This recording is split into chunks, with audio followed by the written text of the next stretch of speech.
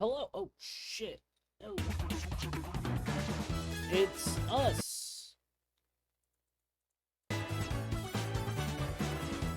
Welcome to the Star Carnival! Yeah. Oh, dude, so us is you and Ballyhoo. I get it. Okay, so that's fun. Here, I'm gonna go ahead and clock out. Oh, yeah, me and Us. Ballyhoo. All right. Am I right? Yeah, all right. Yeah, I'll see you tomorrow. Bye. Bye. Ah, just me and Ballyhoo. Ballyhoo, how are you today? Howdy! Yeah, it's real good. How's your kids? How's your family? I heard your son was in his baseball event. How did he do? I heard he did really good. Oh, that's not you. That's Toad. But it's good to hear that he did a new reco. You need to move your car. He needs to do it. I can't get out. Over them here! All right, hold on. He's gonna go get it. Give it He's off. He's getting it. All right. Bye, Brantley. See ya! All right. It's just me and Ballyhoo now. Ha ha ha! All right. All right. Ballyhoo, what are you doing? Ballyhoo. No, don't do that. Ho ho! Stop. Am I right? Give it Ha ha ha! All right. I think the joke's gone on long enough. At least, apparently not for Brantley. Hey, sorry, I forgot my lunch in the fridge. What the hell happened? Oh, yeah, no, Ballyhoo killed me and you, apparently.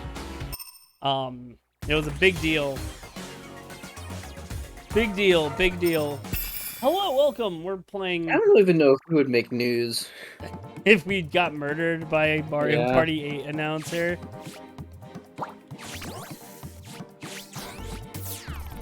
I feel like that would just be like par for the course.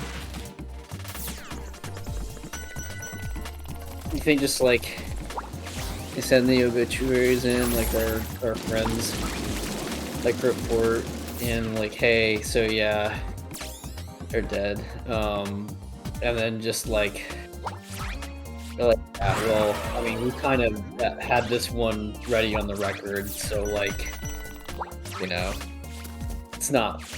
I don't know, man. We don't really have the printing space for it. I think mascot horror fans all over the world would be super happy if Ballyhoo killed someone. I can't remember how to use the cake. It's a propeller. You can jump again in the air, or do a spin in the air.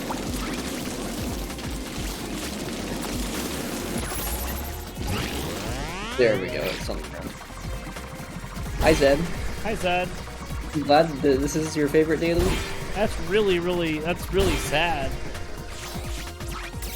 I'm just kidding, Zed. Oh, fuck. God damn it. I'm not doing so hot. You just need to get back in the swing of it. Yeah. There, I swung. We did it. Yeah.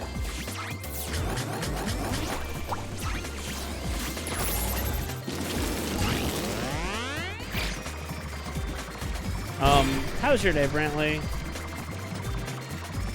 I was gonna say that ring is pointed directly into that lava flow, and I was wondering if it was gonna be a Star It's Fox gotta be a 64. sequel. It's gotta be a secret, but I just fucked up by hitting a wall. God damn it. I've been playing too much Bucky's Shipwreck 64 that I forgot that Penny cannot grab ledges unless you throw the yo-yo at it.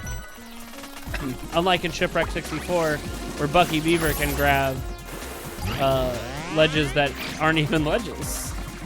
Yeah, sometimes you grab a wall. So no, that's the invisible wall right there, isn't it? That's wild that they would do that to me. Yeah. So I guess some of those rings then are grass. Well,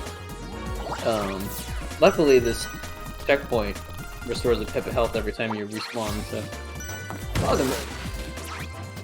You gotta watch me be bad at a video game. Speaking of not being bad at video games. Hey, is that cauldron anything? Alright, we'll check it. Appetizers on the house? I guess not. No. Just things. But yeah, ABBA got announced for Guilty Gear, which is sort of another left field decision since ABBA hasn't been in the game since Accent Core, I believe. Same amount of time as Bridget. You remember last stream when you were like, we talk about everything except this video game. Yeah, no, I'm not saying. I've been keeping this no countdown towards how long till ABBA mentioned. I need the butter. Give me the butter. How do I use the butter? Fuck. I think you have to tilt to the ends of the pan to make it slide. Yeah. Okay, tight. Wow, this guy's a chef and he doesn't know how to properly. It's a chef, not a platforming mascot. Well, he's like, I don't know how to. But now, Grant, that one's on you. I thought. I thought it was a secret. I mean, it's one thing to be like, I don't know how to spread butter around on a pan. It's another thing to say, I don't know how to spread butter around on this pan that is, like, significantly larger than any other pan I would normally expect it to use in my profession. That's fair. I just feel like everyone should be able to be the platforming of their profession. Yeah. I wasn't there at least one teaser for ABBA way back. Asuka mentions her in his story mode. Now there was also there was like a tweet, wasn't there, about like up in the mountains and blah blah blah, like. Yeah, but then and that was before a different DLC character got announced. Yeah. So they've like staggered their like teasers. Well, I think that one was supposed to be for the character they announced. Okay. And I can't. But we thought it was ABBA at the time. Yeah. It might have been Asuka that he was teasing. I don't remember. Then yeah, they've also teased Kun Kai-Hung or Kai-Hung, I don't remember which. But yeah, they've teased Kun, who's not made it in yet. And then they've also there's been doggone since like the beginning, before DLC started coming out. We had the leak, yeah. The leaks of Slayer and Jam supposedly being in the files. Which is really funny. Yeah, I'm currently on the TF2 female mercs theory that those characters are coming out when they're worried the game is losing steam. Did you ever hear about that with TF2? No. Okay, so people have occasionally asked, like, hey, when are you going to do female versions, playable female versions of all the different TF2 mercenaries? And someone, I believe on staff, had said, oh no, don't let this be it. Someone had said that they'll do that when they run out of other things to do. So it's like that, you know, like, we're gonna do everything else, and then when we've officially run out of ideas, that's when we... What? Oh, you got hit. That just kills you. I mean, you were on one type of health left, so it damages you. Okay. But that is pretty infrequent. Like, all the other damage types we've seen so far have mostly been environmental hazards, like falling into water or falling into lava, so... yeah. Wow. But yeah. Then again, we did get Johnny recently, We got Viking before that, so they are doling out their fan favorites. Well, and ABBA was, like, I think the most requested character from Europe. I wonder why.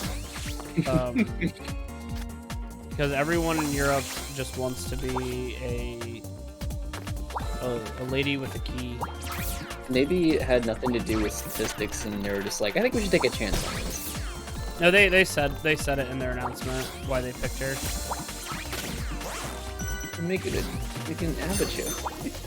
Oh. Oh, God, fuck. That's funny. Melt me the butter.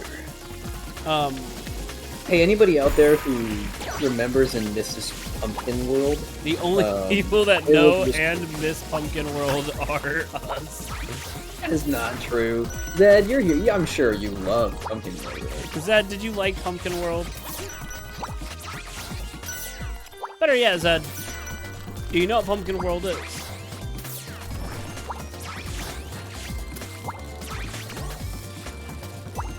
No, we're gonna educate you. Pumpkin World was, from what I gathered, an English language learning. It's my birthday. Don't throw the way. I don't want this thing to be great. It's an English language learning program that was built in Flash. That was about a world of, you guessed it, pumpkins. Now, for the most part, it was pretty like. It's innocent, like, it isn't like some deep secret, or there wasn't anything, like, wrong about it. Where am I, Squad? But the thing about Pumpkin World is that... Oh, I love that bird, and I hate that you had to attack it, because it killed you last time. The thing about Pumpkin World is that it has a part where... A hungry pumpkin comes to you in your supposed restaurant to order food. And so it's a little game about, you know, responding to requests for food by clicking on food that, yep. And he has a very distinct voiceover. It's very aggressive. I'm very hungry. Give me the pizza. Give me the butter. And when he says butter, it is, and the only way I can describe it, a sexual ask from this. Sensual. He's like, give me the butter. And the thing about Mr. Pumpkin is that he eats the entire butter stick. But that's not all he eats. He also eats any glass you give him. So if he asks for milk, he doesn't drink the milk. He eats it. And for the longest time, that was just the basis of all of our jokes. And it was horrifying. But yes, Pumpkin World. It's the perfect kind of thing to play at like 4 a.m. And just lose your mind. Yeah, slap Osama bin Laden. What a classic. I remember all the politically charged Flash games that were popular in the early 2000s. I remember one where terrorists invaded the White House and you were like George Bush and you had to shoot the terrorists. And the wild thing about it is there's a part where you have to play as Condoleezza Rice, which I think is a wild character to have in your game about shooting people when Dick Cheney was right there. And I wonder if that's why they didn't put him in, because they were, oh god. Ooh. I wonder if they're like, we can't have Dick Cheney in here. He did shoot a man. yeah, it was this, and like obviously like racist, right? Because like there is nothing wrong with a video game that's like, hey, the main bad guys are terrorists that do terrorist things, but the caricatures were racist. But I do remember The context. makes all Yeah, the yeah, and the fact that it is like George W. Bush being an all-American badass when it's George W. Bush, you know? Right. You, in fact, don't gotta hand it to him, kind of thing, you know? Yeah. She's up there! Hurry! Where? Whoever needs this meal right now! Can you swing it? Maybe. I'm assuming it's where the camera's pointing you to. Maybe if you weren't in my way. Come on! Ah! If that person wasn't in my way. Bryce, it's true, this isn't Banjo-Kazooie Nuts and Bolts. We would have to emulate that to play it. Or, if you're an Xbox 360 and the game, and then get that streaming with the capture wait, card. I could do that. I just need to get a 360 in a video game. And the game. I will look up how much that is. I'm gonna guess. Ned, I'm glad you're appreciating Pumpkin World, Hungry Pumpkin. Hi Rookie, thanks for working in. Is it on Rare Replay? I don't know. Let's find out, guys. There's no way that they gave the worst Banjo-Kazooie game and put it on Rare Replay. Let's see. Okay, these things suck. I gotta admit. This is just...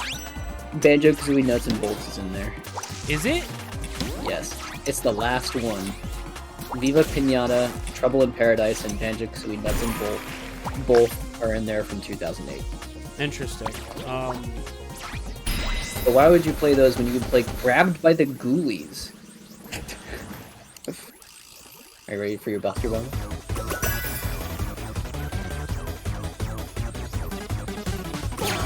Damn it! I cannot behemoth my food in this game. My mom is calling me. I'm gonna talk to her for a second. Alrighty. I'll entertain the people. Hey, I'm streaming right now. I'm streaming. You're not on stream. Or maybe you are. Oh no, you're absolutely on stream. Well, hold on 1 second.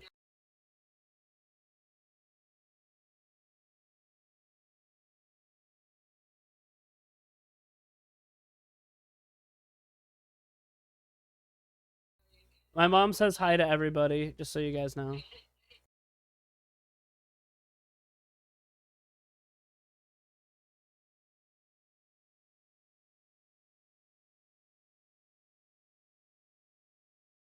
I hope that when they say once details worked out, that doesn't mean, yeah, we'll keep putting it off. But in any case, that's the thing. And I sure hope the United States follows soon after that. Rather than just saying, oh, let's do a ceasefire, and then when they say ceasefire, they actually mean a short pause that inevitably will not, turn the course of history. Well, you heard what happened with Canada. That's what I just mentioned, yeah, I'm sending the link. And so I'm hoping that, follow suit. Other than that, let's see, I wanted to...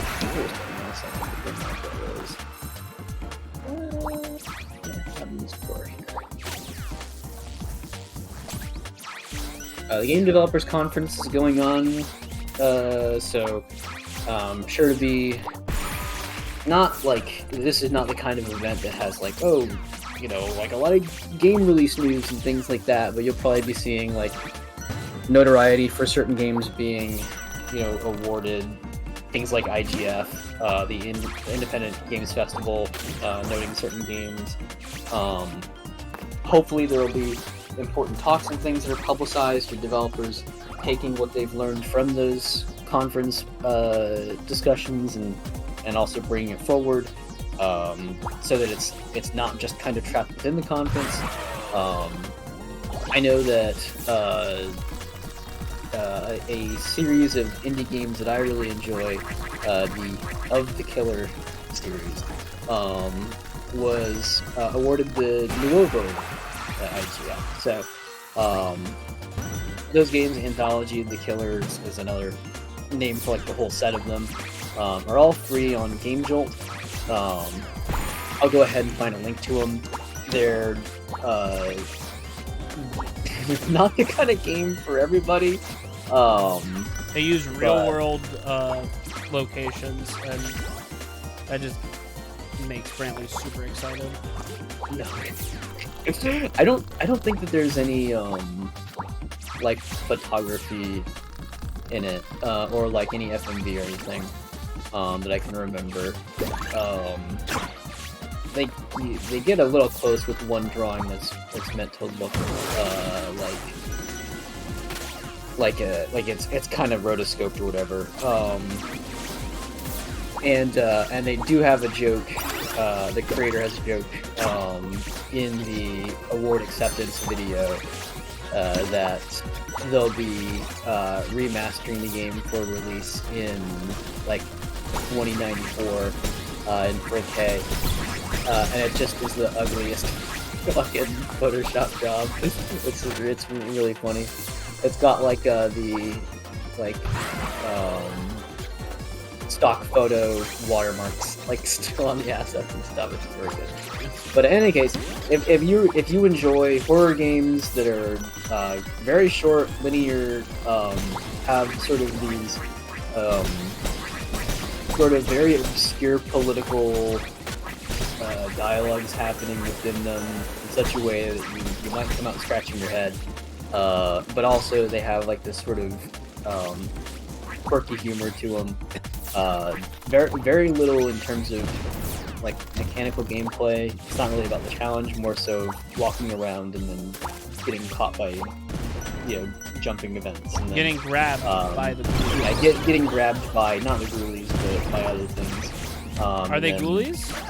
No, not exactly. Are they the embodiment of capitalism? Sometimes, yeah. Each of these little games is kind of like, what's another? It's kind of like, who's the killer this time? And so like in one episode it'll be like, oh, the community theater is actually being run by cops, and then you'd be like, hey, cops have to have a hobby, right? And it's like, what the fuck, another one is like, is focused on academia and sort of the way they like dissect and dehumanize the population they study, and but yeah, in any case, even if you don't want to think too hard, it's a fun little quickie series. So I will get the itch link, or I think it's on both itch and Angel, but I originally downloaded it from Angel, so let me grab that. I do know that at the Game Awards that you're talking about, that Sven of Baldur's Gate 3 criticized when accepting his award for Game of the Year from these folks, was basically just said, hey, you guys want to know how you make a good game? You stop focusing on the quarterly profits, because you keep hurting all these people. And he explained, like, yeah, you make a good game, you fire all the devs, and then you damn it. Ugh. Then you do it again, right? Mm-hmm.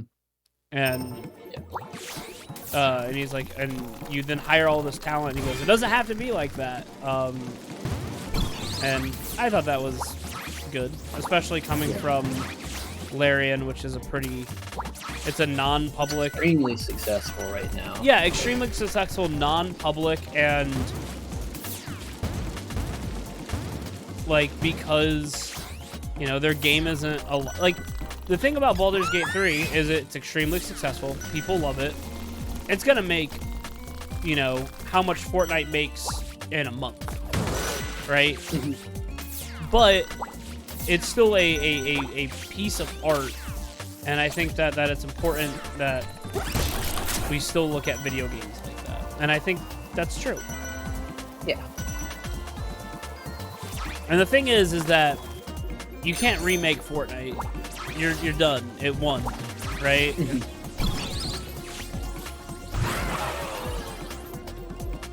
What is new with everyone's Ask Zed Factor? I just realized earlier. Zed said, hi, Mom, and I had thought that, like, that was when you started taking a call from... Yeah, my mom was on the phone. I forgot to mute my stream mic. I just muted Discord. But I completely blanked as soon as that was happening, and just assumed that Zed was making a joke that I was mom of the stream, as if you'd be dad of the stream. So Zed, I apologize for calling you son. Gotta clear out those boxes, but I'm busy. My cat, you're in the way. Surely you're not busier than I am, right? Oh. Alright. There's the Game Jolt account for Garment District who has all those of the killer games, so now that's there. Oh my god, that...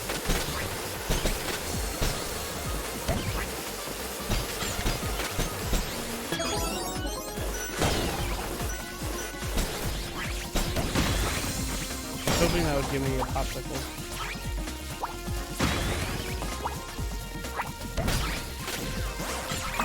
Oh!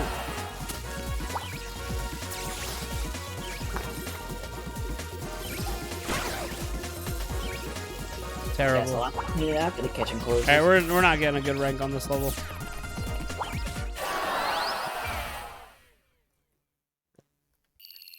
Hi, cats. My cats are mad because I gave them their medicine and I can't eat food.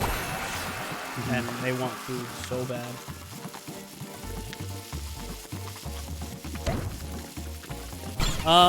Not much is new with me. I started playing D&D with my kids at school, which has been fun. I had an observation today, or I had my observation meeting. They talked about what they observed, and they said they are super happy that with how I'm running this classroom, which is a very vindicating feeling of, you know, just having a supportive admin. So that's how I am. My cats are being shithead. Nope. My cat is attacking the penguins right now, and I can't see. I wonder if there's any distinction between the green penguins and the blue penguins in terms of how they act.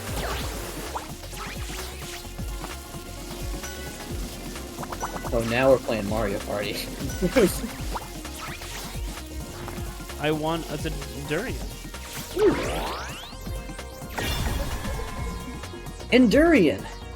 Yo-Yo can snack on this spiky fruit to gain invincibility. While the Endurian is active, Penny and Yo-Yo are invulnerable to damage, and they can't be captured by penguins. That's a good name. Yeah. Oh my god. Does my mic sound like shit right now? No, Okay. not that I can hear.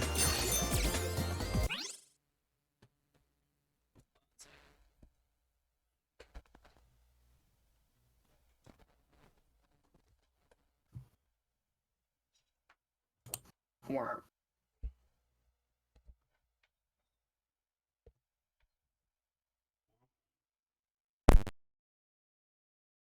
Oop. Okay. Sorry, my cat went behind my computer to... I don't know. She just was standing there. I know it's warm. I know it's warm, and they love the heat. But they need to stay out of the kitchen.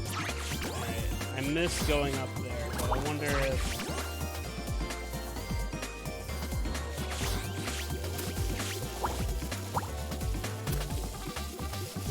I can get up there. Ah.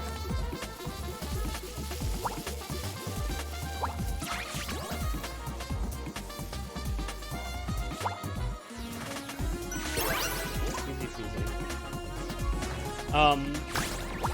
So yeah, what's new with you, Brantley? You read any good theory? Yeah, I'm trying.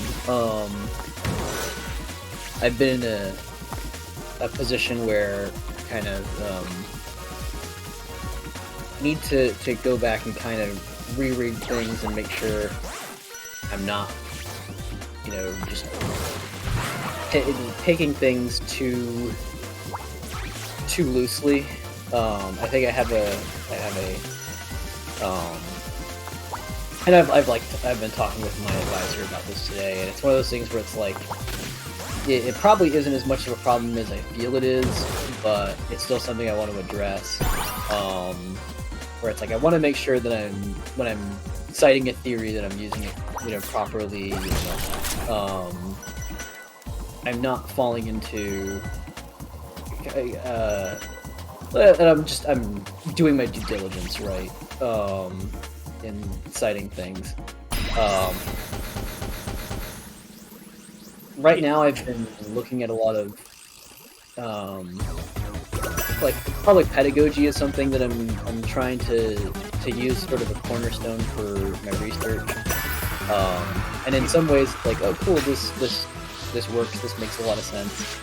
But it's also, as I'm finding out, because public pedagogy in research terms is a very broad kind of topic that ends up taking on a lot of different forms depending on who's presenting it and how.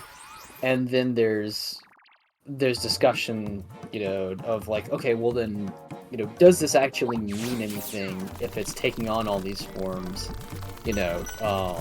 Are we kind of just using the term because it sounds nice, or is there, do we need to kind of refine this?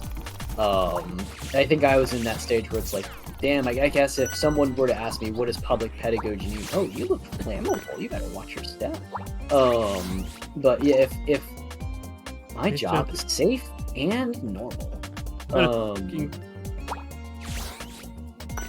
But if someone's like, hey, explain public pedagogy to me, I probably wouldn't have a very good answer. It would probably be exactly what you'd already expect from the name, which is, grilled cheese has to be eaten hot. Get moving. Does not. I've eaten plenty of cold grilled cheese. Yeah. There was a Rain Radio TV 24-hour event where, oh, nice work, newbie.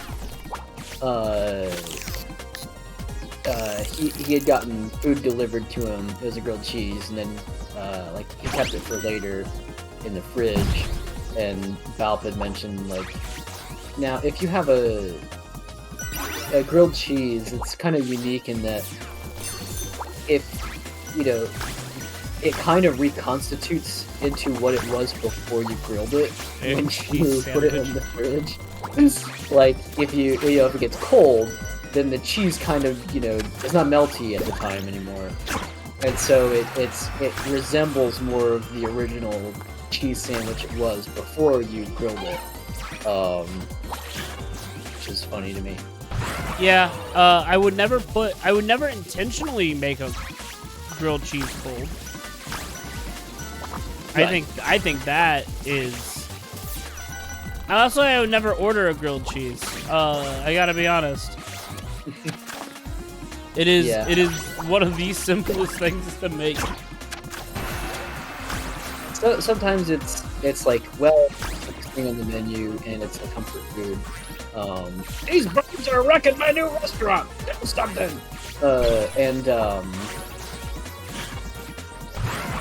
And so grilled cheese then becomes that option for me there, potentially. But there is very much still like, well, you could make this at home. Yeah, it's like, why even spend the money? Yeah, why spend? Fuck, I should have gotten that. But God, you cannot. There's got to be a different way to do this, Grant. Say, I don't think they would expect you to like use such a weird mid-air maneuver to hit these enemies. You're right. Platform. The next time you go in, try to travel up further and see if maybe there's another way to go about this. What's cooking? That's not rhetorical. I actually don't know.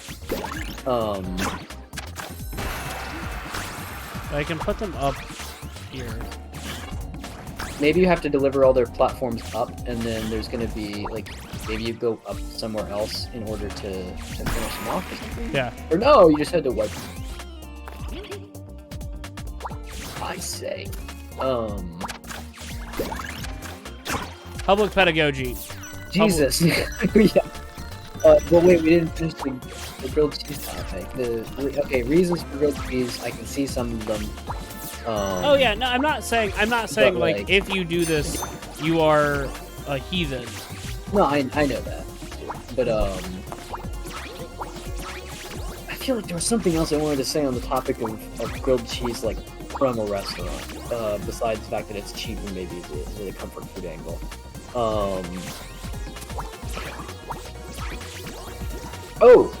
But I can, yeah, that's right. I can relate that sometimes it's a poor choice. One time I went to a cafe. I had an event coming up. I didn't have time to make food, so I was like, okay, I have to just buy something.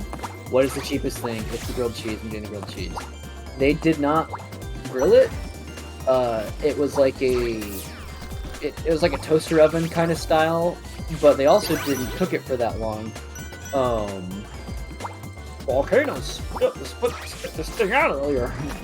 Right on the head. And so I had this like the saddest fucking grilled cheese. Like I've occasionally made a bad grilled cheese before, but this could not compare. It was transcendental in how bad it was. It was not fully melted. The cheese of choice was not a very flavorful cheese. It was like a lighter, like, I don't know what type of cheese it was, but like it kind of had more of like a provolone taste, like, which is not a good grilled cheese. It's a good secondary grill in your grilled cheese. Yeah. Like if you're making like a 3 cheese grilled cheese, yeah, and one of them is provolone, sure. But you need like a sharp cheddar or Havarti. You need like a nice. Yeah, and so like, I mean, already I'm the kind of person who will eat cheap enough that I'm not picky. I will just eat a cold cheese sandwich sometimes, and I'll deal with it. I'll enjoy it. But in this case, the bread was warm. The bread was not toasted or even like it wasn't crisped at all. It was just warm, soggy-ish kind of bread, right? It had give to it still.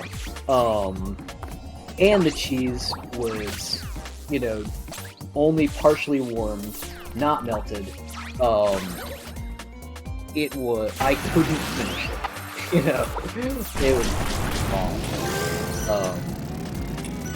And so now whenever I'm like, what I'm considering, do I go for the grilled cheese? It's up against that memory. My dishes need chili. Grab this pepper and get cooking. Nice and spicy, just right.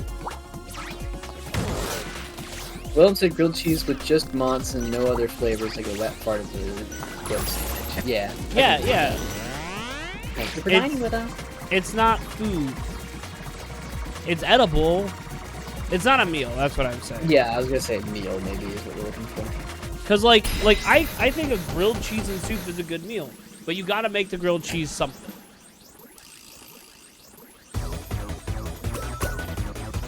That's kind of why pepper jack is so good. Cause that's just a bunch of grilled cheeses in one. That's a bunch of cheeses mixed together. And it's good. Mexican blend, grilled cheese with a little bit of salsa, kicks ass. All right. So now that we officially brought closure to the grilled cheese topic, now we can go back to talking about education, which is why everyone comes to this fucking stream. They're like, I want to know about the happenings of the world, and I want to know about education. So now, no, you can't do that. No, it's not the time to throw a tantrum, Your Highness. The gala must continue as planned. The founding principle of the annual gala is to delight and dazzle your denizens with fresh feats of artistic accomplishments. Canceling the gala is an unthinkable, impeachable offense. You will forfeit your throne.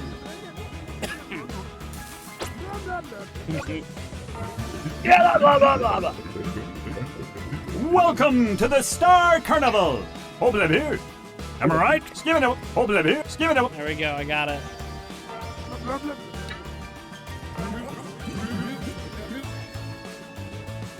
Oh. Fresh meats? Fat chance! Not after that debacle at the auditions! I believe it's pronounced debasal. This show can't go on, and neither can I! Yeah, because you said...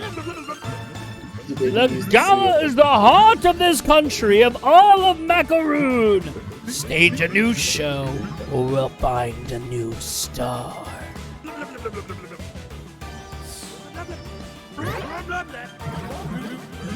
No! I can't do it! I'll be a laughingstock! Then make your new act of comedy.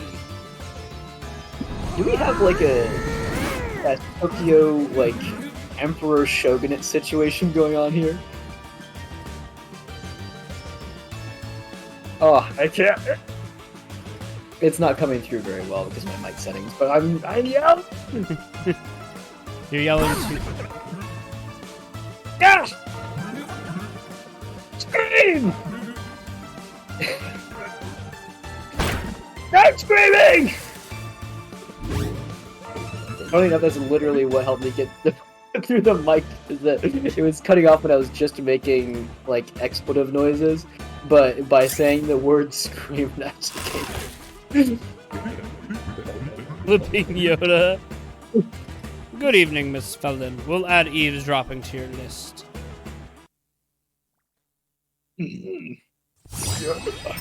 Bubbling. Safe to drive, I am. It says Yoda is deep into Voodoo Ranger. I saw that from the net post. My friend is so stinky. Don't let the penguin steal that soap. Ooh, you threaded the needle there. Anyways, public pedagogy is oftentimes Thanks for the soap. I'm gonna de-stinkify.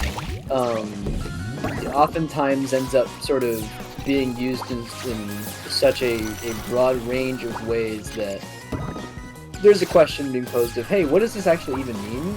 Should we maybe figure this out before we move on? And my advisor's one of the people who, has published on that exact question. And so it was this kind of weird serendipitous moment where I have the exact right advisor for this because I came into this sort of organically, where it's like, wow, I'm realizing that part of my frustration with research right now is that I can't really define what I'm doing.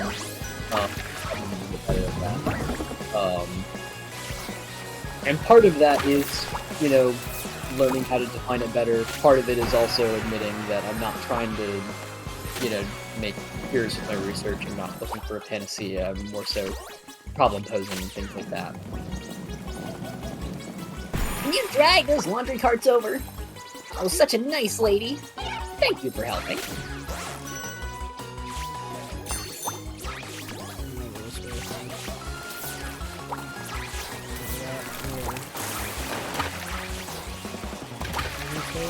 Violating the law?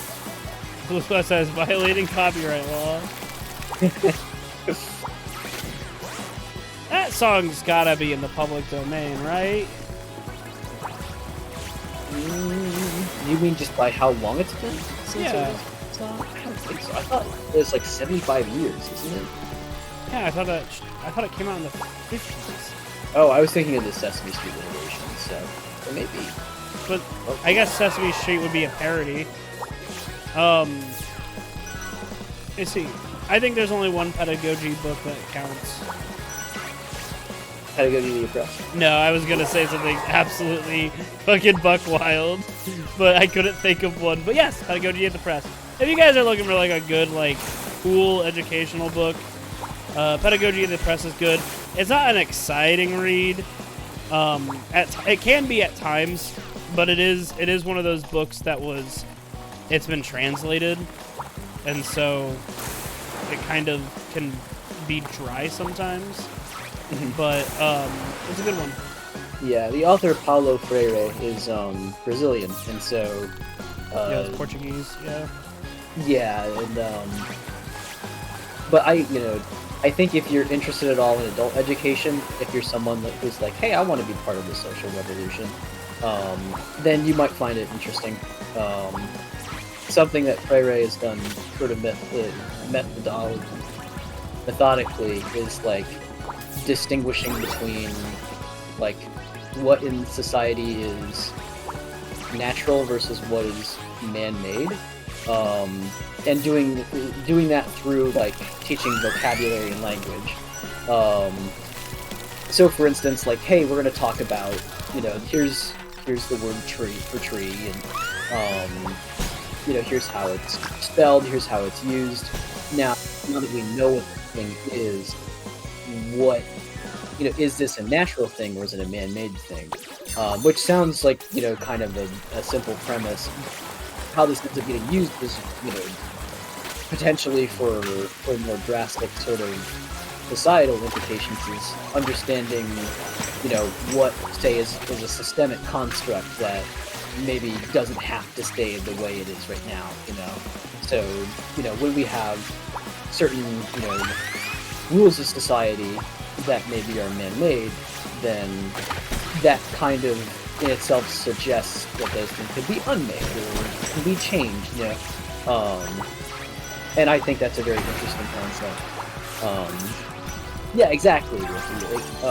Although, Freire probably didn't apply it in that context, it's absolutely exactly something that I think has like a modern relevance and use. These deep baths, maybe not by the way, fully. real quick, Yeah. these deep baths, a little unnerving. Yeah. Just like the insane deep water, like the big drop Yeah. off. Yeah, and yeah, and it's It's one of those things that's like it's not like it works all on its own. You have to also, have other thoughts and feelings about how to, instruct on things. It's one of those things that Freire was really into, like the educational aspect of like socialism and communism and stuff like that, and there's not a lot of other aspects that he talks about. It's there, but it's not like really in depth in most of his writing, and at least in Pedagogy of the Oppressed. Yeah, and there's certain things in there that that might feel sort of obvious. So, if Freire talks about creating limit situations and limit acts where a student is sort of posed this problem and expected to sort of go about solving it. It's like, well, okay, yeah, we know that these days this like problem posing education, and we get doses of that even in the most kind of rote classrooms. But so it is also of its time, but it's good to reframe that and show like, hey, this has been around for a while and it's taken on this point. One of the things I really like is his concept of knowledge banking, where he talks about how like a lot of people look at knowledge as like, oh well, I have this knowledge, it is going to be in this bank that I have in my mind, and when I'm giving you the knowledge, I am going to take it out of my bank, and you are going to put it in your bank. Except that's not how like learning works, Right. and so it's kind of like Problematizes it. Yeah. Freire points out that the banking method is not really sufficient for kind of getting through in life. It's not just enough to just have the knowledge. You can accumulate all the knowledge you want, but it's another thing to use it. And then actually, that's very similar to current concepts in deficit pedagogy and asset pedagogy and culturally sustained pedagogy. in pet pedagogy, where you teach to animals. So, like, for example, there are, you know, some understandings of like, well, if we have a student who's not from this country, they come to our country, you know, through some kind of, you know, migrant means, and you know, now they need to be educated in order to operate in our society. Then there's this tendency to say, well, they're deficient in kind of our national means of operation. You know, they're deficient in our language, or they're deficient in skills that get by in, you know, in this context.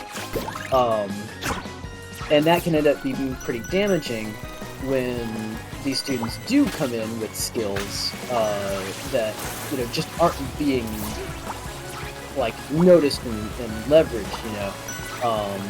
It's the idea that, like, hey, we have you know, students coming from indigenous backgrounds, from non-native backgrounds.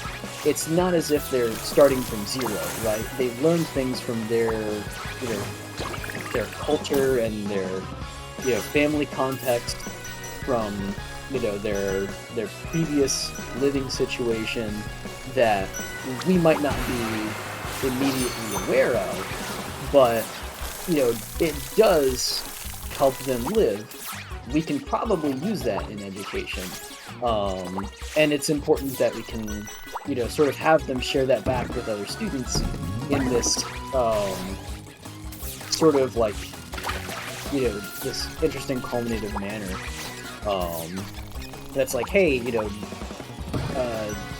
one that comes to mind is that, you know, in indigenous cultures, it's very common for oral traditions to still stand strong. That, you know, you'll learn from elders who, you know, will teach through stories that are passed down. And so that story-based method is, you know, kind of their compatible way to learn things. And that does have a place in plenty of, you know, American classrooms, but it, you know, when you're used to learning like that, then the dynamic, you know, is kind of different when we have just kind of like standard read the textbook and, you know, memorize the vocab and things like that. If we can invite students from, you know, from backgrounds that maybe don't feel comfortable in the current classroom, say, how do you learn? You know, can you teach us something about this?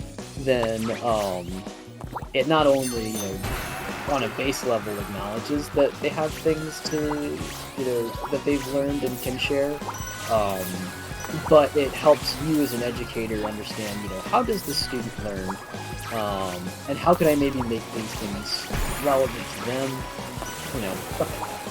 I'm rambling at this point. I'm probably kind of going a little off the rails, But it's a good book. yeah. Read it if you're interested in education. Yeah. Not a platform.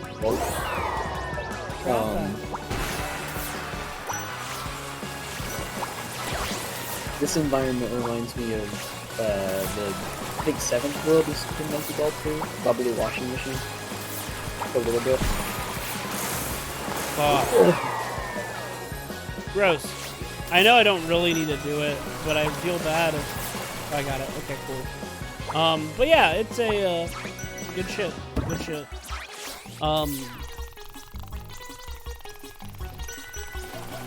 Man, this was a joke because I asked you, have you read any theory? And I was just kind of being a shithead, like, hey, Braley. But good conversations. Let's see. Did I already talked about last time. Did I mention this, right? You talked about what? Did I mention last stream that I read the... Yes, I did. That's right. I recommended it last. Those who walk away from the Morals. The Lagoon. Oh, Rookie, what are you cooking? Well, I guess you can't say that because your hands are full with the cooking, but whatever you're cooking, I hope you're having a good time doing that.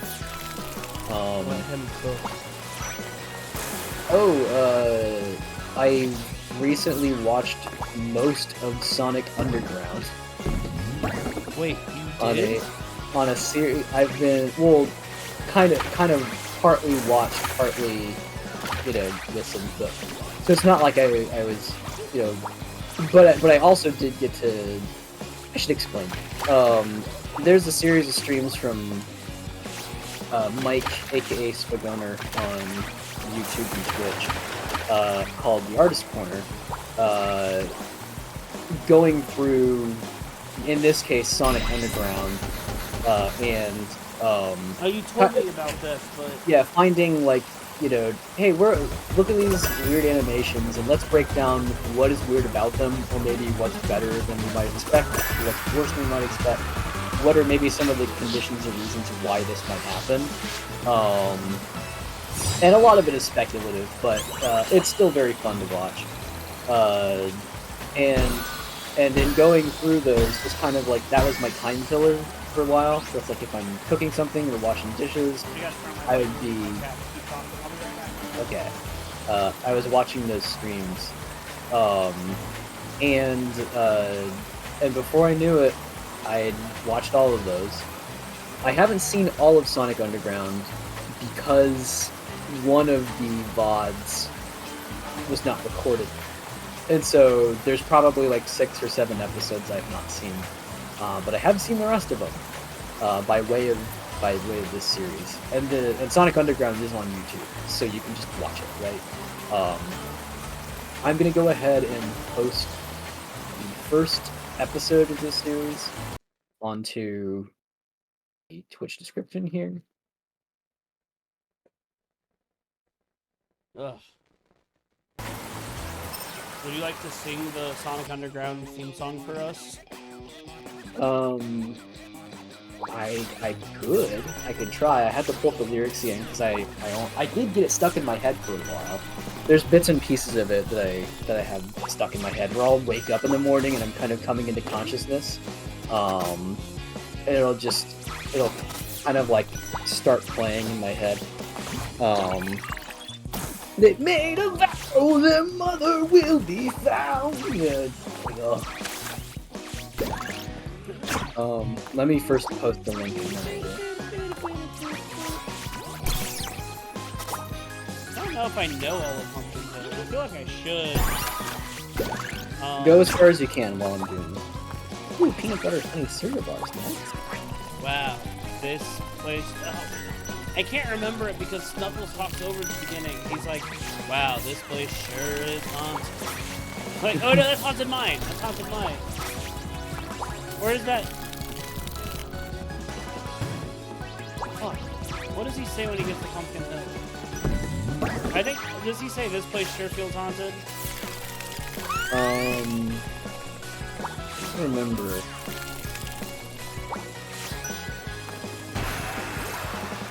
I can look it up. Oh, wait, hold on. I ain't gonna let it get to me, I just wanna creep.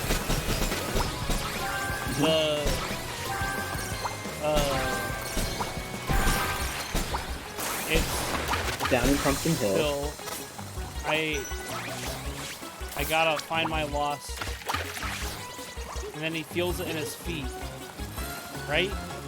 Do you remember all the lyrics? The Emerald's blue, I can sense me in the feet. The Great Emerald's power lies in the Feel, that's right. Can't see a thing, but it's around somewhere. I gotta hold my head. I have no fear. Yeah.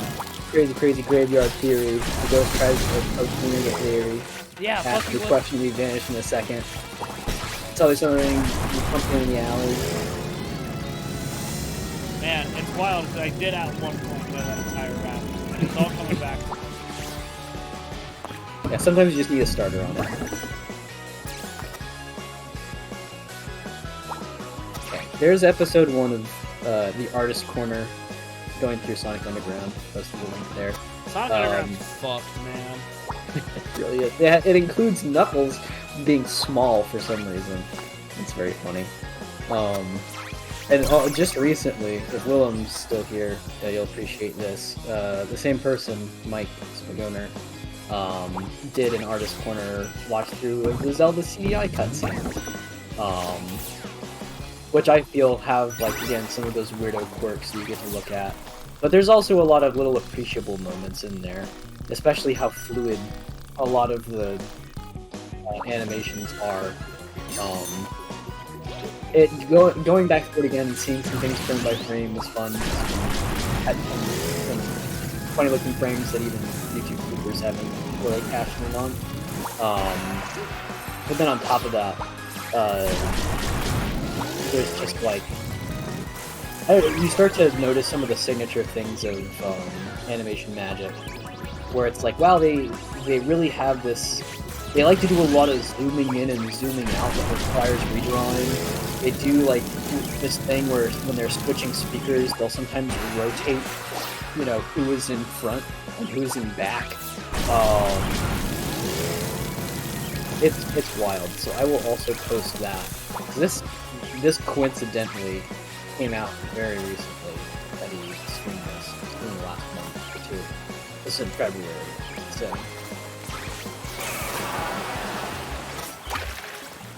Mike is also part of the Wayne Radio TV crew. It tends not to do a whole lot with the collaboration stuff, but say in like the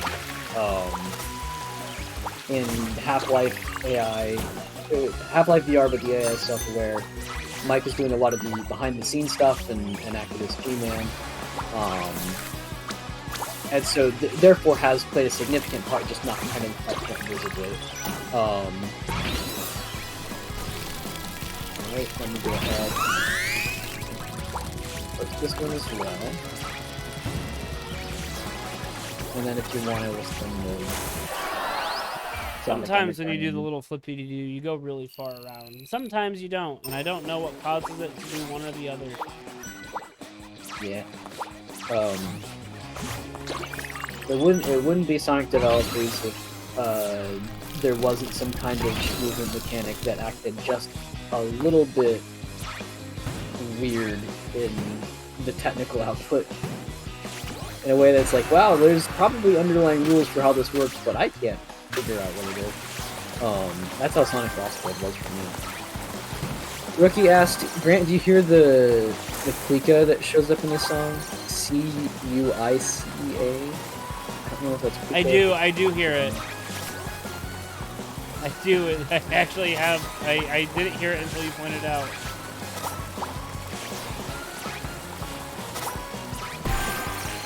It's a sound effect that sounds like a straw being sucked through a yeah. I love it. How do you pronounce the name of it? Like maybe a little bit. It's I think it's Kuika, but I could be wrong. Oh yeah, it's apparently someone in his YouTube video has called it 811. So. I love weird shit like that. I love when there's like an instrument. It's like, yeah, this instrument exists to make one sound. That's it.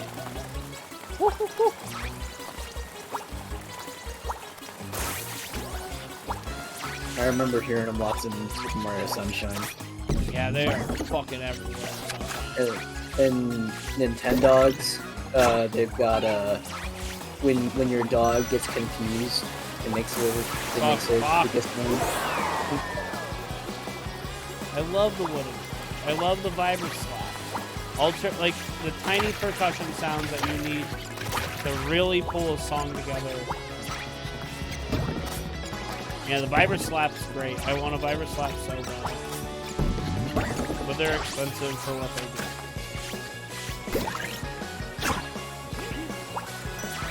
When I went and saw Cake, When I went and saw Cake live, the lead singer had a vibra slap that he just vented down on throughout the entire show. Anytime that you were like, I bet a vibra slap could put in here. Vibra slap. Let's see. So before I do the Sonic Underground song, theme song, there is actually a song per episode. It's one of those kind of shows, like the Donkey Kong Country CGI cartoon. Do you think we could stream and watch that live and not get copyright? Yes, because in that artist corner series I saw, that was I'm how not it was paying originally attention. done. I'm not paying attention to a stupid waterfall. Okay, do you need me to talk in a certain way that helps you focus? No, it's just that I am not cooking right now. I'm just. You need to have a disregard and distaste for Sonic Underground such that you can get past this waterfall. But it is a show of interestingly variable quality. Obviously, a lot of it is just kind of not great, and oftentimes thinks it's more clever than it is. It's a lot of quipping nonsense. But like you said, much like Sonic, yeah. Hey, wait! No, I'm kidding.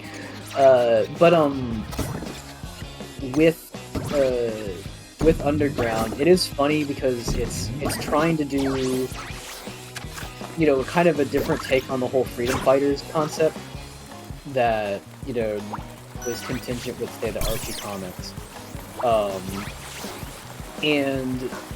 So that means it's like, okay, Sonic is a freedom fighter. What does that mean? Well, that means that there's, you know, an underground society of resistance fighters, and that means that, you know, they're a movement that, you know, is like, I don't know, it ends up that they have these, like, these aspects of it that are just like, wow, yeah, I guess that is here, isn't it? Stuff like, you know, I'm gonna cut to my favorite. Is they have one of the in-episode songs is about how if you're not helping with the revolution, you're part of the problem. And so it's like, essentially saying, like, you know, that you can't just be a passive part of the movement, that you have to actually contribute, and that you can't just be complacent. Which is a particularly, like, opinionated stance for the show to take, right, as a kid's cartoon. It's not like, you know, oh, let's help out. They literally are saying, if you're not helping, you're part of the problem, and I thought that was funny how radical it was. It's not like the show is, you know, like, what? Except for the part where Sonic says, cops? More like flops. All cops are bastards. And you're like, hell yeah, Sonic. It has some its ups and downs, you know, so like a significant portion of oh no, not again.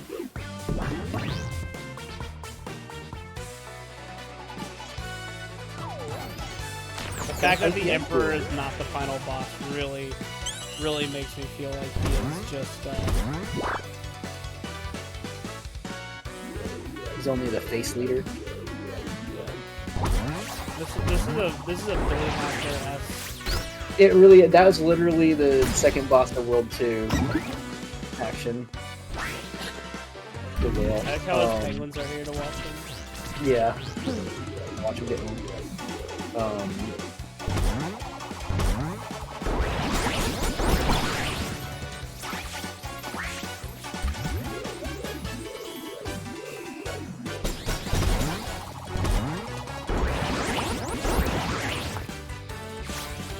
Oh, you know what? No, this is a boss from Wario World. Except the platform doesn't tilt quite as much as it does in Wario World. I really like that animation. Oh.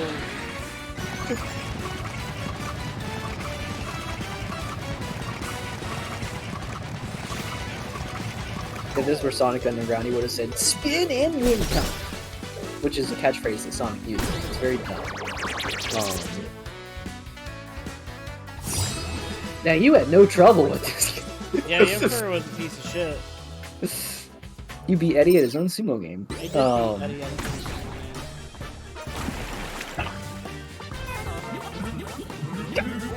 Oh, my God, this pipsqueak!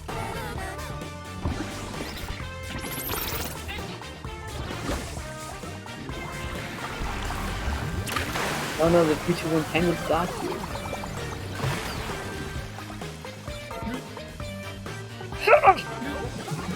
Look who's washed up now! Really good joke, Eddie the Emperor. World's Edge. Edge. My favorite, Pirates of the Caribbean film. God. Another funny thing about Sonic Underground is that they all just have guns. They have their instruments, like, so it's Sonic, Sonia, and Manic. And by the way, sometimes it's Sonia and sometimes it's Sonya, and there's no real good consistency as to which one they pick. Sometimes characters in the same episode will use both versions. Carol, what is this place? But they all have their instruments. So Sonic has an electric guitar, Manic has a drum set, Sonya has a keyboard, and also all of those are well, the keyboard and the electric guitar are also just laser guns. Like they're just blasters. And I think it's funny in just how blatant that is. You know, they also will sometimes do the whole, oh, Sonic's gonna spin around and make a tornado and, you know, suck away all the enemies or things like that. But sometimes they just get tired of coming up with an intellectual solution to the problem of getting rid of SWAT bots, and so they'll just be like, okay, we're just gonna pull out our magic instrument guns now and shoot them. Carrying a drum set around must be difficult. Yeah, they have these little magical pendants, and it causes them to spawn their instruments. And so he'll spawn his drum set, and then he'll like he has like earth tremor powers. So he slams on his drum set, and then it'll like cause stuff to collapse, or sometimes it'll make rocks just kind of magically fly up into the air and hit things like flying overhead like drones. And it looks super stupid, but it's funny. Uh-oh, you're in the wall. That is a problem. I think my favorite thing about Sonic Underground is they just dared to go against canon. Yeah, I mean, it's an entirely new thing, right? Like,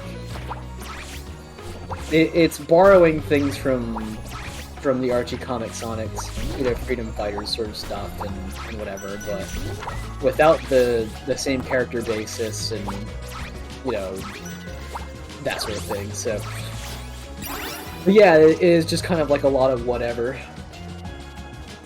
Yeah.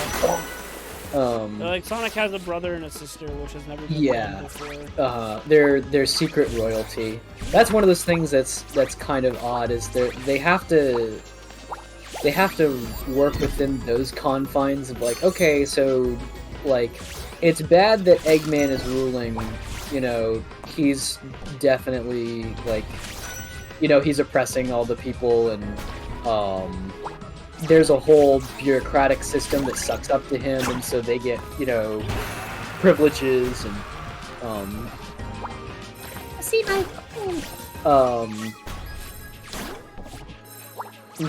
but anyways, they have to. Oh, I see. Every time you use your. Oh no, never mind. It's whenever that thing slams, it tilts. Oh no, it's weekend. Yo. Okay. That's neat. They have to. They don't really ever deal with the fact that Sonic, Sonya, and Manic are just royalty, right? And that if things were to ever get resolved, where Robotnik was no longer in power, then ostensibly Queen Alina and then her children, you know, the Sonic siblings, would just be in their own sort of monarchical royalty power. They just don't really talk about it. It's very like Disney kings and queens and princes and princesses of like, it's okay because they're nice. You know?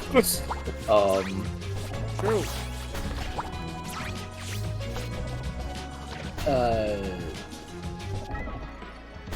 So yeah, there's some cognitive dissonance there they don't really, you know, address. They also, although it's not a case of like, oh, it's Sonic and Sally Acorn and they have this boyfriend and girlfriend thing going on, they don't do a Sonic has a girlfriend or love interest thing. But instead, that all gets put on Sonya. So there's like, if there's ever a male main character, or like, you know, kind of primary side character,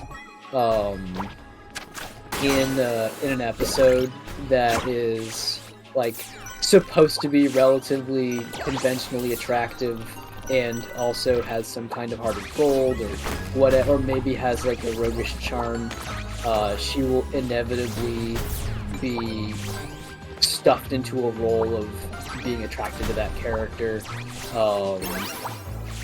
She's got like very much it's like, oh, she's girl power, but also she's the only character that obsesses about appearance and she's constantly talking about makeup and her hair and like doesn't want to get dirty and hates bugs and thinks that the boys are you know, like too brutish and that kind of thing. You know, it's like not at all escaping from the like misogynist stereotypes of the time. That's another reason why like the "you're part of the problem" song is so funny to me, because it's like that's such a ridiculously sort of strong message to have in a kids cartoon. You know, but then they can't escape from having their one lead female character being used as like the romance fodder. It's pretty bad. You know what they say about girls. What do they say about girls, Grant? Roguish archetype? That's my type. They say girls love a good roguish archetype. You know what we say about girls at Familiar Territory? What do we say? Give them a sword. Get them on board. Yes, every woman should be equipped with some sort of blade. I also think that men should have swords. I think everyone should just have swords. Give them a sword, got me on board. Yep, that's my motto. It's the only one I've ever done that actually made sense.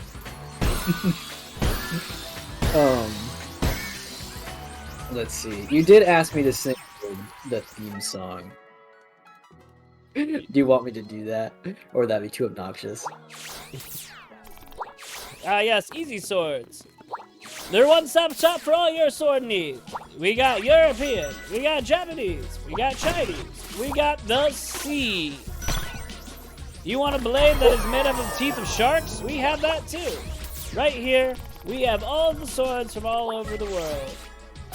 No But shields, we don't have though. Kirito's Blocking is sword. for We sold out of that. If you want to block, you better get a short dagger, which is just like a sword, but smaller.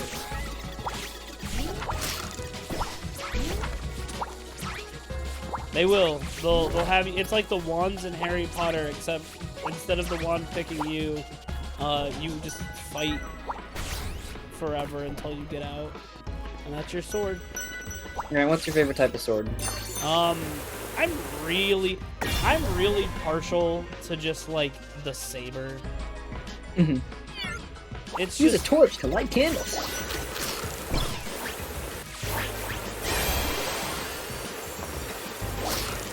there's just something tight about it. It can stab. It can slash. Just a really good seafaring sword. Yeah. You know you're gonna make me and Tosaka jealous. Who? It's a fake joke. He said you Cool. prefer saber. Oh yeah, I'm really No, glad. that's nothing. That's nothing. This game is not Super Mario Odyssey. I know. I keep thinking like I gotta find the secrets in this game Yeah, if this was Mario Odyssey, there would be 10 invisible coins over here. that I can use to dress up Mario in funny outfits Yeah. and non-funny outfits. You want to see Mario's nipples? Yeah, you can do that. when I was still a TA, I made a Google Doc where students would be able to this is Kirby. They'd be able to post just either things they made or resources they found. The whole idea was, hey, let's sort of encourage everyone to learn from each other and build resources that aren't just me as a teacher finding them and sharing them. But no one really used it, which kind of just, sometimes that happens. The funny thing is that I came back to that document to check it out, like, I think years later. I realized that with the editing capabilities of it, someone had anonymously come on to the document and posted just an image of an edited image of Mario from Super Mario Odyssey, naked with a visible cock. And I did feel kind of upset. Realizing it's like this was probably one of my students who had access to this and posted this, and I'm a little offended that they abused this opportunity to edit a document by putting in something that crass. But I also had to commend at least their ability to do that and never mention it to me ever. Because by that time, I had stopped mentioning that document to anyone, right? Like, I tried it once and it didn't really work, and so I just, if I ever wanted to do something like that again, I would have made a different document or done it through a different medium, right? And so this was, like, years old, and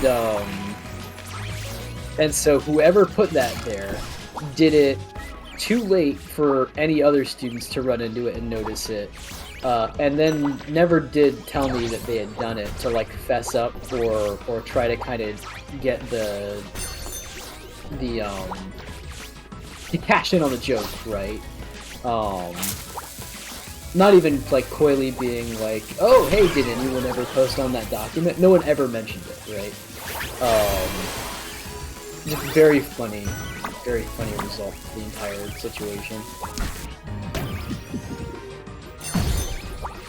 I think what you need to do is find the person who did that and give them a medal that just says Mario Cockage here.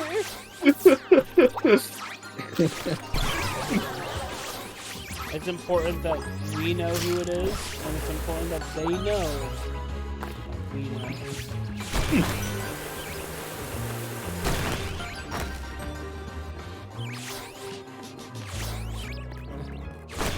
One of Brantley's students put on... Oh, god damn it. Yeah, one of Brantley's students put an edited Photoshop of Mario from Mario Odyssey on a shared document that was just naked Mario with his cock out. Yeah, I never knew who did it, because when I looked at the editing history, it was someone who must have gone into an incognito tab, and then, or got onto the page without an account or something, right?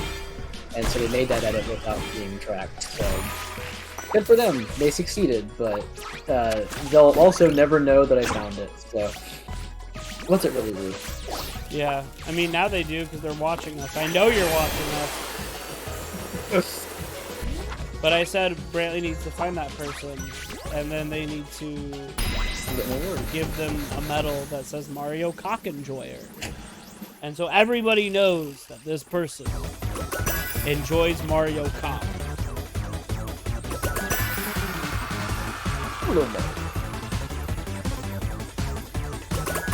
Ah, I pressed Y.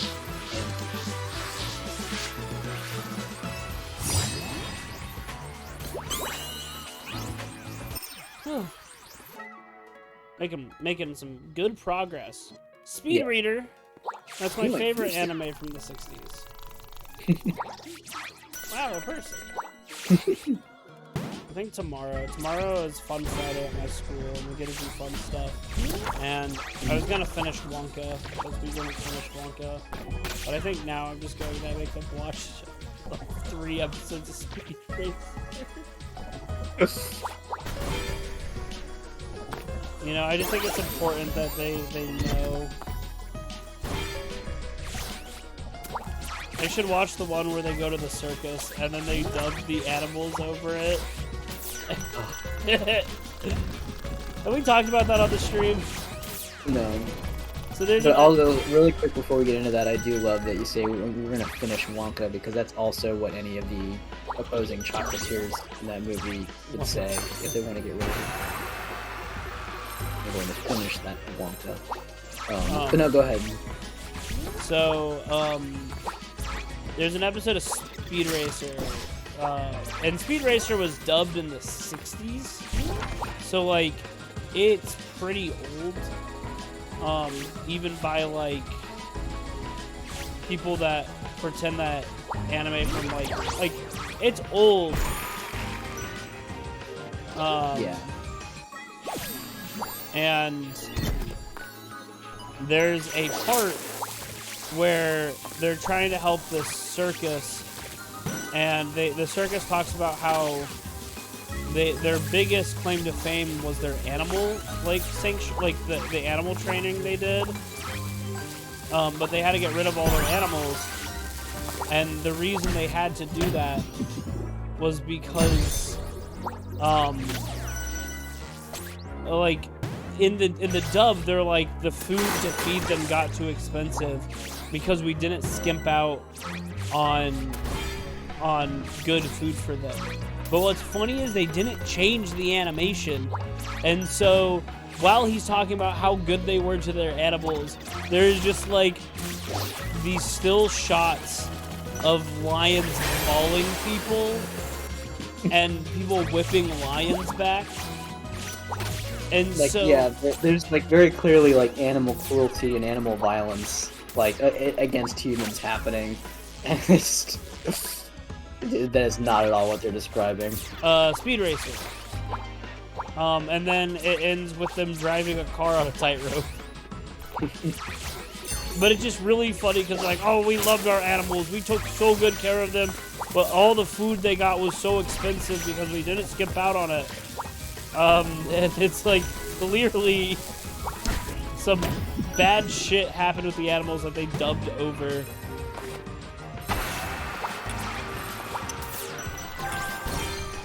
I really liked that episode.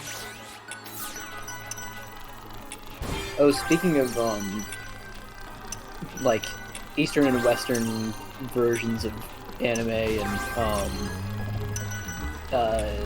censorship and kind of recontextualizing and things like that. Today I was listening to a new podcast.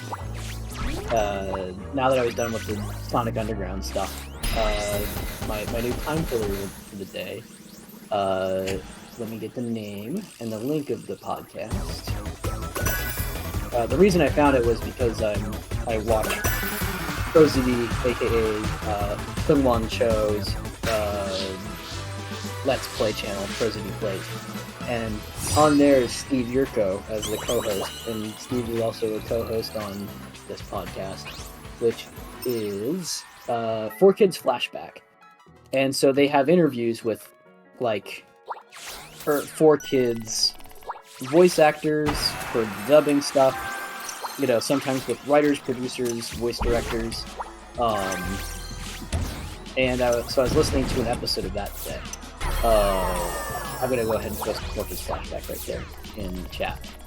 Very interesting stuff, and they got to talk a little bit about Ultimate Muscle. They had the voice actor who did the main character of Ultimate Muscle on. They managed to get through almost the entire episode with it. Muscle? Huh? Ulta M Muscle, right? Yeah, you got it. You got it. It's like you're our authority on that show. But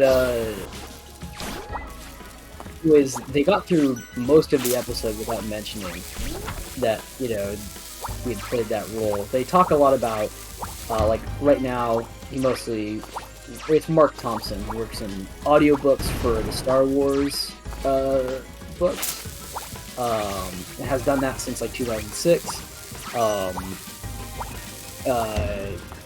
He back in the 4Kids days, who was Casey Jones on the Teenage Mutant Ninja Turtles TV show, and he was also like he was on Yu-Gi-Oh! And plenty other 4Kids things. But they get through. Oh, he was a One Piece character. I think Don Krieger or something. Don Krieger. I don't remember which. Yeah. But in any case, in the episode, they get most of the way through, and then Steve brings up, "Hey, by the way, so you were the lead character in Ultimate Muscle. What was that like?" And he mentions like when he was looking at certain parts to dub it. He has these moments just like, is this okay for kids to watch? Should I be dubbing this? Just like the absolute absurdity of certain aspects of it. Like he in particular, the first thing he pointed out was like the main character like flying around by farting, and stuff like that. It's just very funny. And apparently, I don't know what it is, but the main host of the podcast,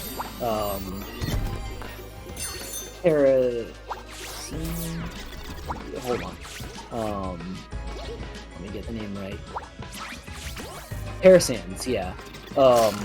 Brings up, she remembers there was a time when there was some Ultimate Muscle something or other that like managed to, I think it was a VHS teaser or something like that, they managed to get out there, and then it had some objectionable content that they then had to like pull. And I don't remember what it was or how to find it. Aside from the fact that apparently it was phallic in nature. Hell yeah. Just funny stuff. So there's a plug for a podcast. If you're interested at all. I did try to look up Ultimate Muscle, like, what was the search terms I used? I looked up Ultimate Muscle 4Kids phallic. I didn't find it. But I am looking now at the Nikumon wiki page on censorship. So also I'm looking at the wiki. Apparently said that Ultimate Muscle's anime did Nikumon did badly in Japan, but apparently was very successful over here. That's a kind of funny reversal.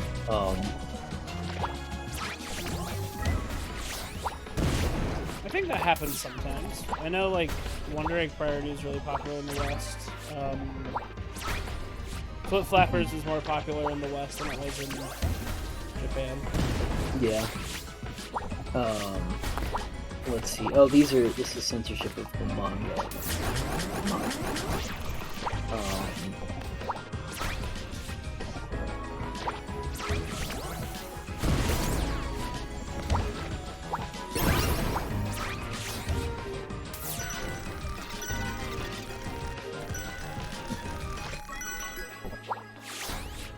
Let's see if I can find.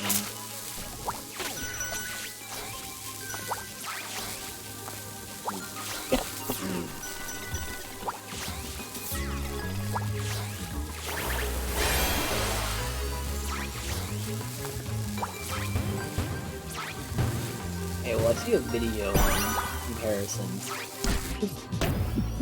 I almost don't know if I think we should all be Ultimate Muscle characters this year for Halloween. Okay, you start. Who do you want to be? I want to Name literally one character. Isn't there a guy that's a giant square? I said name. His name is like Bento Box or something.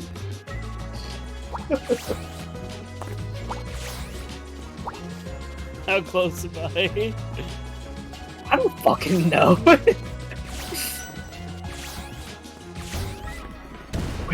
Oh my god!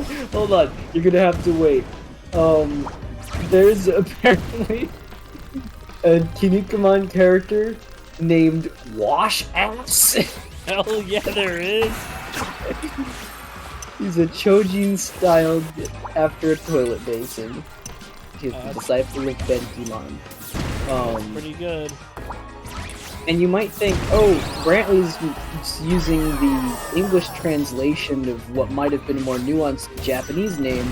No, this character's homeland is Peru, and the name spelled out in katakana is, like, legitimately Washu Asu. It's fucking awesome, dude. Come on. Ugh. In case anyone's stealing the need for a bit of cleansing, here's Wash Ass. Putting in the chat. What were we talking about before you introduced me to the glory of that? You were talking about Speed Racer and showing it to No, but literally you said, hold on a second. Because I said his name was Bento. I was looking for the name of the block character.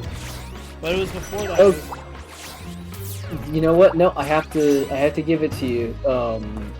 There's a character named Legox made of building blocks like Legos, and apparently in Wood Translated, they localized, they changed the name to Blocks. So there we go. I don't think it's the same character you're thinking of, but maybe it is. So.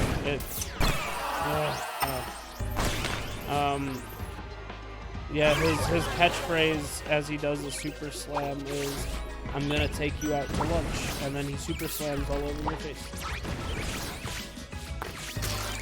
That's what I was gonna say. I was just really interested in playing into the space of a character named Bento Box, and you ruined it by making Wash Ass a known thing that I couldn't really go further. Yeah. I'm sorry.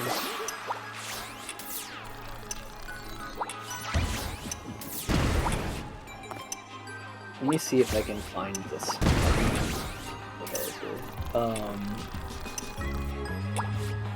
I bet he's in one of the video games. So yeah, okay, let me go through it. This is a character.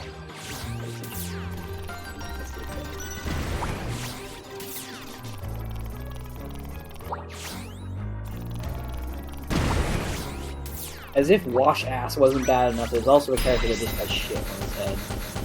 Is his name Unwash Ass? Let's see.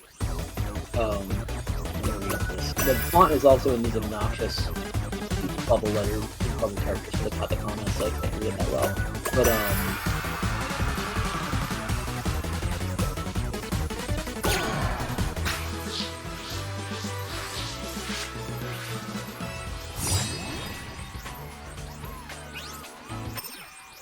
Alright. We got time for probably one more. Space Pirates! Bodacious Space Pirates!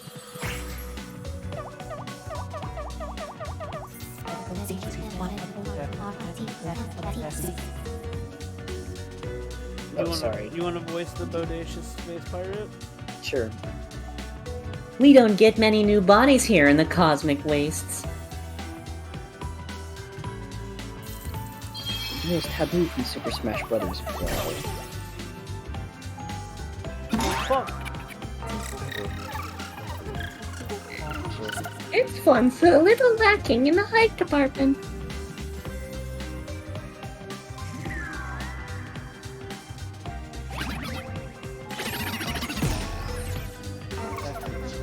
Let's get a test drive.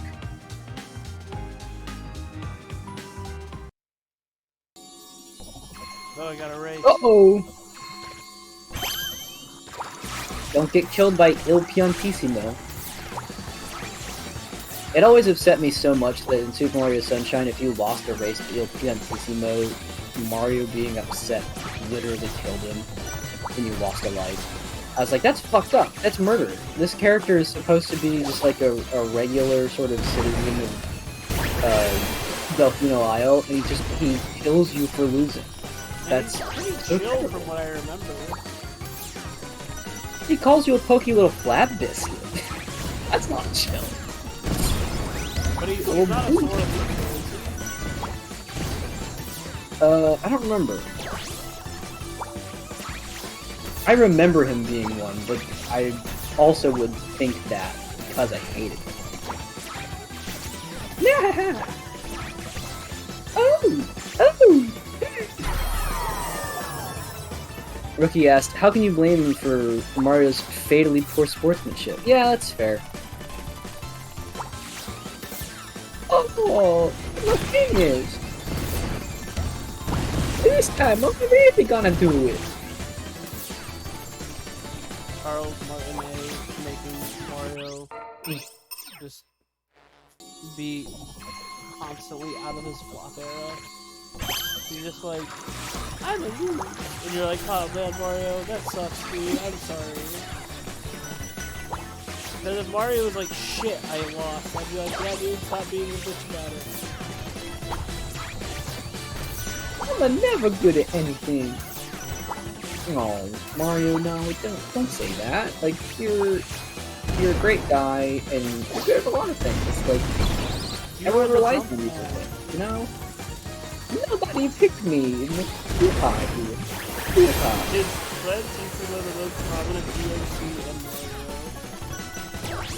Mario? You know what?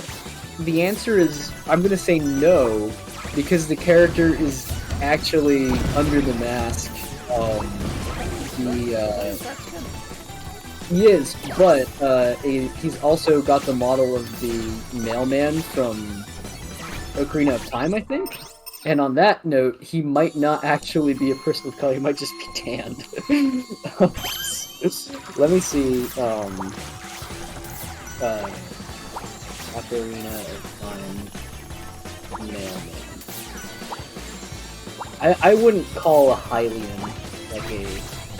They're pretty white-coated, and he's got light skin, yeah. So underneath Il Piantissimo's mask is like the mailman from Ocarina of Time.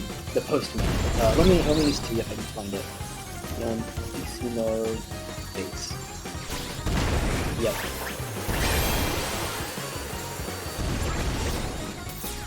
Bombery is black, I think. Yeah. That's true. Okay, they'd give him a goatee. I guess you could say that, you know, any of the citizens of Isle Delfino, you know, are, you know, like, they are the indigenous population of those islands. But they're all minor characters for the most part. Yeah, Mario do a lot of...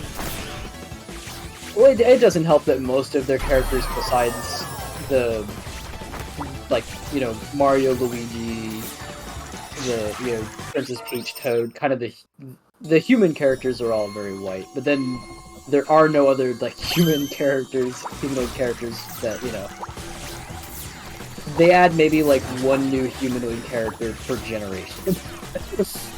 I know they that haven't is, added like, one. They haven't really added one to the process either. You're right, exactly. Well, let's see. Yeah. And certainly not in, like, a mainline Mario game either.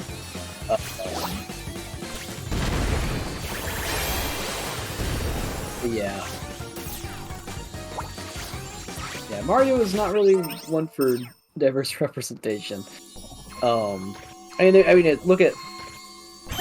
If you look at the roster of Super Smash Bros. Ultimate, you know, that's like how many years of, you know, prominent characters in video games, and like there's maybe like 2 that you could argue might be black, or even, you know, people so like Little Mac maybe is sort of ambiguously like yeah, he's from New York, he has a dark complexion,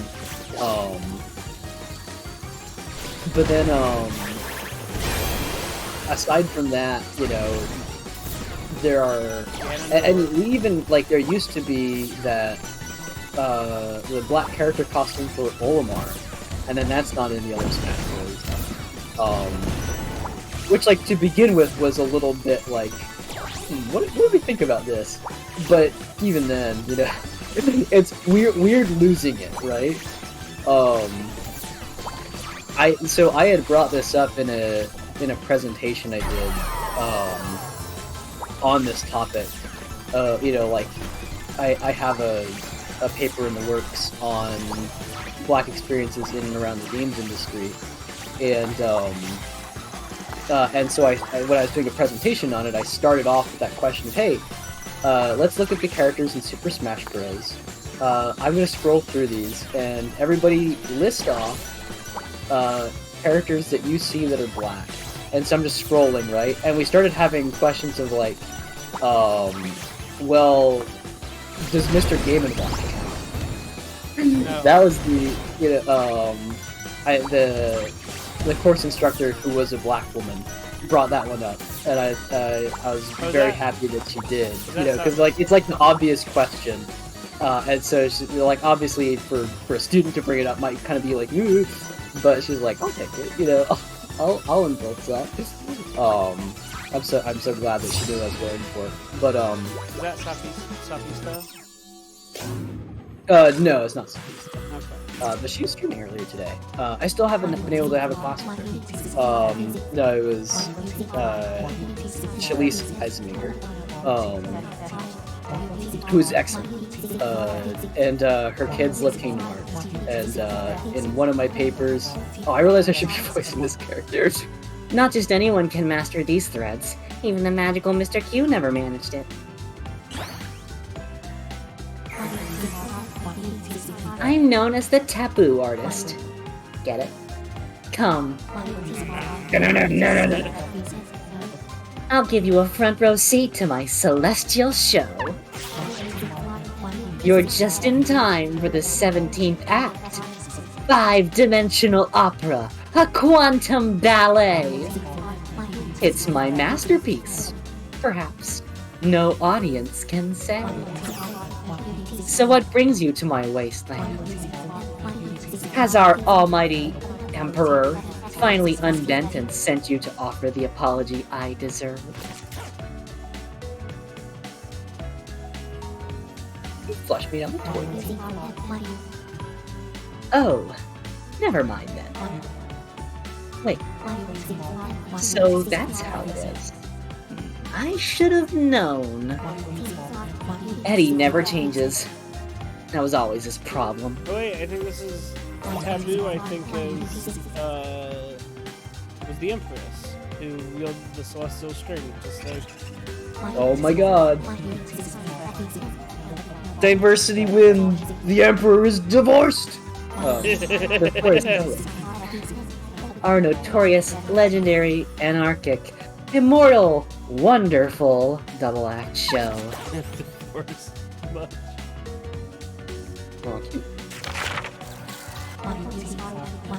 Every show, Eddie played the lead. And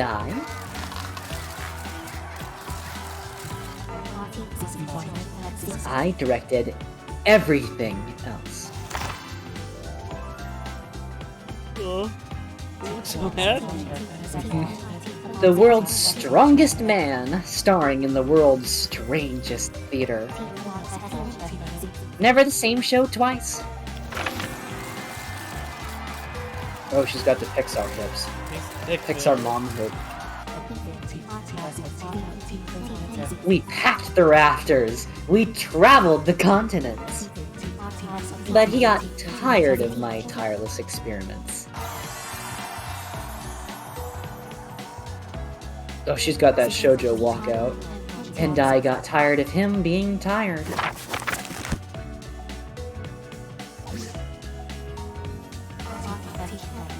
I traded stage life for star life, but the silence is strange. Visitors like you are a rare treat. Little artist, I will grant you a favor. Anything within my power, which is considerable. You could even stay here with me. You could chill.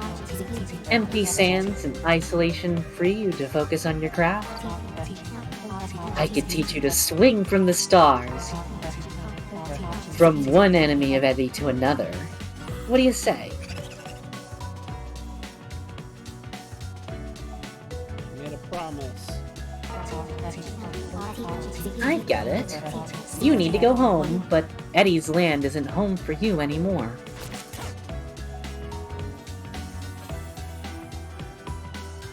If we break the law, Oh, you're in the Book of Law. Well, in that case, why not rewrite history? The Book of Law is absolute.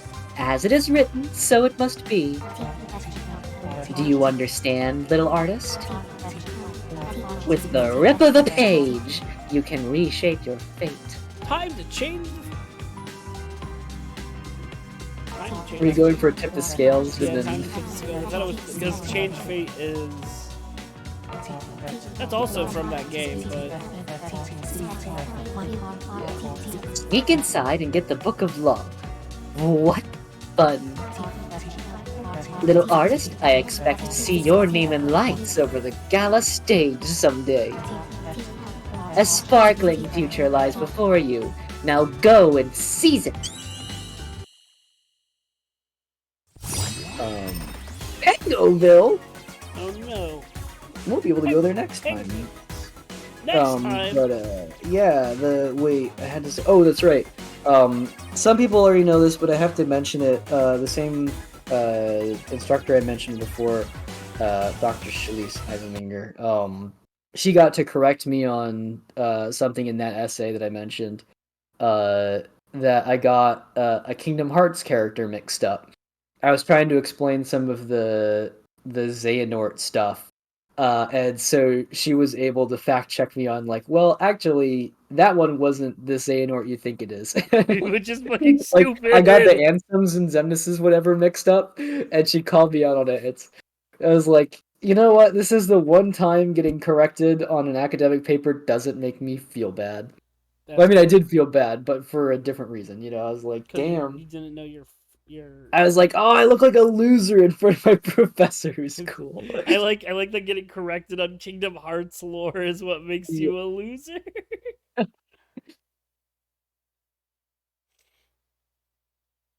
Damn. Who did I miss?